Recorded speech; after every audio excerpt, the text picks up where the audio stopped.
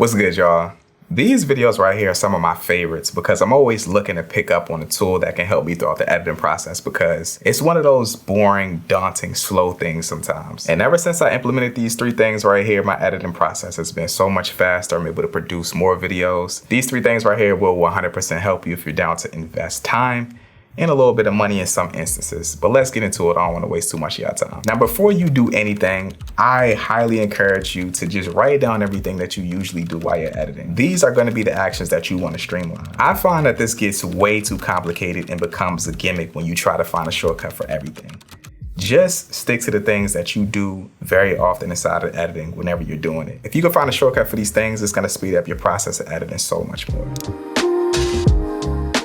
My first creative console and the one that I used for the longest amount of time was the CT by Logitech. I used it for a long time, but ultimately the reason why I decided to get rid of it was a combination between the size of the device and me implementing these other two ways that I can speed up my editing workflow. This is the MX Creative Console by Logitech, and you can already see in terms of size, this thing is way smaller than the Logitech CT that I used to use. The thing that I've noticed about editing consoles for me is that I used my editing console the most when I didn't have these other means to speed up my editing workflow. Now I find that it works best to just be an extension of these other tools that I use. The really cool thing about the MX Creative Console is that it's a two-part system. You have the dial pad and then you have the keypad. The dial pad is completely wireless and connects via Bluetooth. So if you just want to use the keypad, you can do that, which has been an immense amount of help for me because I find that I just enjoy using the keypad so much more than the dial pad. I haven't really found much use for it, but I'll talk about it here in a second. Now, in terms of this speeding up your editing workflow, essentially you can customize every single one of these buttons and this dial pad to do whatever you need to inside of your editing program. Currently, I believe that this is compatible with Adobe apps and they just introduced compatibility with Final Cut Pro 10. Which is what I currently use and one of the biggest reasons why I have actually started to use this. Now, when it comes to an editing console for me, I like to program these buttons to be visual. So if you look at my keypad, these are these tools for me. Things that I use every single time that I'm inside a program and I use them often, but this is still faster than me navigating inside a program to find these things. I have a project right here queued up inside of Final Cut Pro that I just recently dropped on the channel. And one thing that I consistently do through all of my YouTube videos is add text, like simple text though. Like I'm not even really an animated title guy the majority of the time. So I have a button specifically on my keypad for that. I just press that and it drops the title in.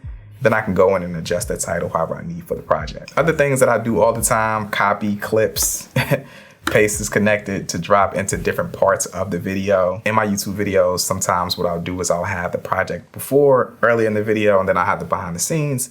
And then I'll have to go back into earlier parts of the project and copy those clips to paste into the behind the scenes part so you can see the before and after aspect of me filming the clip. So that copy and paste right there helps a lot for that. Other really simple things that I do all the time is copy attributes. So if I have an adjustment that I have on this clip that I need to paste to another one, I can just copy the attributes and click on another clip and paste some of the attributes. So if I just want to copy and paste color finale or an audio adjustment that I did to a clip, I can do that really easily. One thing that I always do when I'm chopping down my talking heads is I like to fade the audio on the ins and out points of the audio so the transition is smooth between the cuts. So I have a preset there specifically made for that on the keypad as well. For the sake of this demonstration, I'm just gonna reset these fades that I have on this talking head part. And I can just press apply audio fade so you can see that it'll apply to the beginning and end of the clip. So it speeds up that process so much for me. And one other really simple thing that I do pretty much throughout the entire process of editing my YouTube videos is select in and out points in the media bin. So I have presets for that. So whenever I need to drag in a clip, I know specifically what part of that clip I selected. And that's the simplicity of how I have my keypad set up. Obviously, you can go way beyond this. You can add multiple pages to this keypad and add a ton of different things, and you can add a shortcut for every single thing that you can do inside of an editing program. But if it's hard for you to get to, you're probably not gonna use it. And for me, I just want this to be the solidified, simple things that I use all the time that I'm cool with looking at visually and looking up and pressing that button to apply those things to the edit. Now, when it comes to the dial pad, like I said, I don't really use this much. It's a couple things that I can do on here. This right scroll wheel right here controls the zoom in and out on the timeline. I have this key binded to some of the other ways that I'm gonna show you here in a second once I get off of the editing console, but just know that I can do that here. At this top left, I have an undo and redo, which is actually really clutch. I like that aspect of it a lot. And I honestly haven't found a use case for the dial yet. Like right now, I'm just using it to scrub.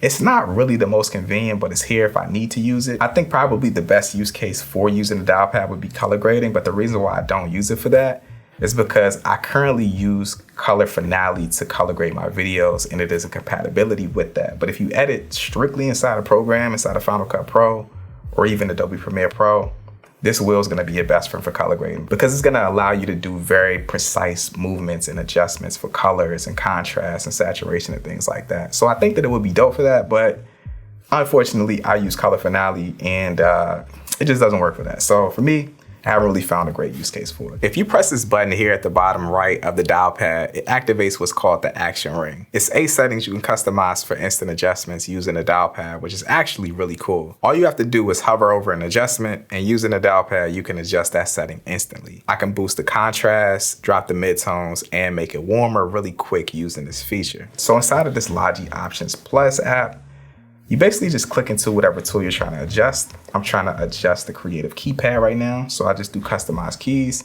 And the really cool thing about this is you can create different profiles for different applications that you're using. So if I was a Final Cut Pro editor like I am, but I also wanted to have adjustments for Adobe Lightroom or even Adobe Premiere Pro, or just default settings like when you're not using an application, you want to adjust the play, pause, next track. You can do all of that, which I think is really cool. So up here at the top, I'm gonna click on Final Cut Pro 10 just so you guys can see what's happening. And then I have a preview of the different tools on the keypad. So down here at the bottom, you have the option to add multiple pages. Like I said, I'm a one-page guy. I don't like to add 8 different pages, but if you want to keep on adding pages and customize this however you want to, you can do that. I'm gonna go down to shortcuts, and you can see it's a ton of different things. Say you want to add a specific button to add a keyframe, you can just drag it and drop into whatever space you want on the keypad itself. And customization is really as simple as that. They have tons of different things. You can even hit the search bar to search up specific things that you might want to add. This is all going to go back to my original tip of you writing down every single thing that you do inside a program every time you edit, because that's going to streamline this entire process of customization. What I will say is that the dial pad does have an indent here where you can rest your finger, which is similar to a keyboard. So in a sense, you could really get used to using these different actions without looking down at them. As far as the creative dial pad, the adjustments and customizations for this are pretty much exactly the same. You find whatever one you need over here on this right side, and you have obviously a different profile. So Final Cut Pro 10, for me, would be my editing profile. And it's basically just drag and drop. It's super simple for you to adjust this and customize it exactly how you like to edit. But let's get on to this next way that you can speed up your editing workflow. Now this next way right here has to be my absolute favorite, and once I found this out and I adjusted this how I like to edit, it sped up my workflow immensely. So in terms of mouse or mice that I'm using the MX Master 3S mouse for Mac by Logitech. And I love this because it has a few different buttons on here that you can customize into different things that you like to do while you're editing. One thing that you do all the time while you're editing, right, is cut. I have this front button right here mapped to cut, and then I have this back button right here mapped to delete. So if I'm trying to chop down a talking head or I'm trying to edit a B-roll clip, it's so easy for me to just cut a clip, drop it in, adjust where it is. I love the fact that I figured this out, and it makes the process of chopping down talking heads and YouTube videos and content as a whole so much freaking faster. Other ways that I use this mouse and why I specifically love this one for this process is that it has not only a vertical scroll wheel, but a horizontal one as well. If I need to go to the end of the timeline, I can do it really fast. If I need to scrub up and down through the timeline, I can do it really quick as well. I also think ergonomically it's so much better than the Magic Mouse by Apple. This has to be the most comfortable mouse that I've ever used. Inside of this exact same application, you just click on your mouse and then you have different applications as well. So I'm gonna hop into my Final Cut profile right here, and you can see you have different buttons. You can just click on them and adjust what you want them to do. For me, like I said, I have to cut the clip here, and then you can click on it and go to the different actions, and you can just basically adjust what you want that specific button to do whenever you click on it. This mouse right here, I literally do not edit without. I find that this mouse, just having these 2 actions on it, makes the process of editing so much freaking faster. I love this mouse and I cannot recommend it enough.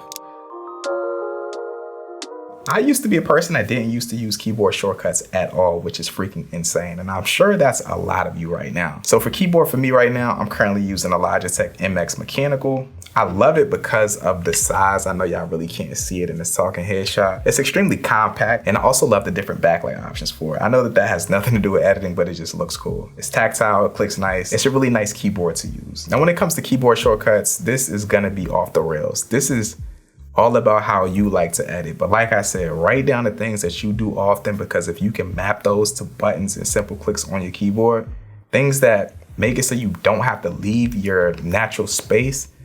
These are going to speed up the editing process for me. I want to take y'all through the things that I use all the time inside of Final Cut Pro. So the first one right there, super simple. Just zoom in and zoom out. Naturally, they have the zoom in and zoom out bonded to you pressing Command and plus and minus.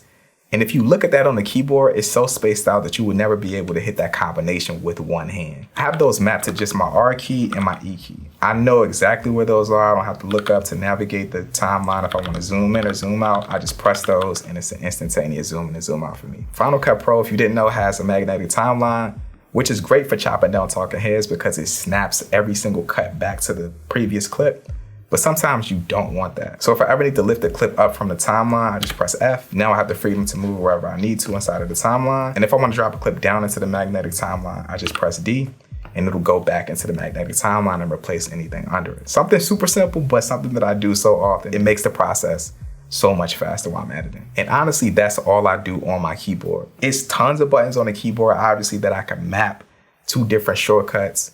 But I don't want to have shortcuts over here on the right side of the keyboard because that's going to force me to leave the mouse on my right hand. So everything that I need that I do all the time is right here. If you want to set up keyboard shortcuts, these are things that you have to do inside a program. So you can just navigate to your command sets and then you can do customize. And then from here, you'll have a preview of your keyboard and then you can just type in the different shortcuts that you want to find. So you can search up like, let's do cut at blade head or something like that.